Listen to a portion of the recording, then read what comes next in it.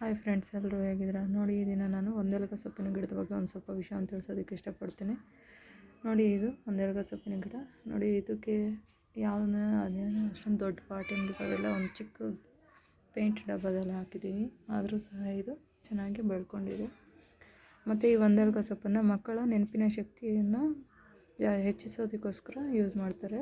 ಅವ್ರಿಗೆ ನಾವು ಮಾಮೂಲಿ ಚಟ್ನಿ ಮಾಡುವಾಗ ಅದ್ರ ಜೊತೆಗೆ ಕೊತ್ತಂಬರಿ ಸೊಪ್ಪು ಹಾಕ್ಕೊತೀವಲ್ಲ, ಅದೇ ಥರನೇ ಈ ಒಂದೆಲಗ ಸೊಪ್ಪನ್ನು ಒಂದು ಸ್ವಲ್ಪ ಹಾಕ್ಕೊಂಡು ಯೂಸ್ ಮಾಡಿದ್ರೆ ಅದು ಚೆನ್ನಾಗೇ ಇರುತ್ತೆ. ಮತ್ತು ಮಕ್ಕಳ ನೆನಪಿನ ಶಕ್ತಿ ಜಾಸ್ತಿ ಆಗುತ್ತೆ, ಓದೋದಕ್ಕೆಲ್ಲ ಸಹಾಯ ಆಗುತ್ತೆ ಅಂತ ಫ್ರೆಂಡ್ಸ್.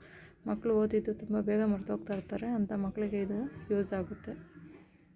ಮತ್ತು ಹೊಟ್ಟೆ ಹಸಿವು ಕೂಡ ಹೆಚ್ಚುತ್ತೆ ಫ್ರೆಂಡ್ಸ್.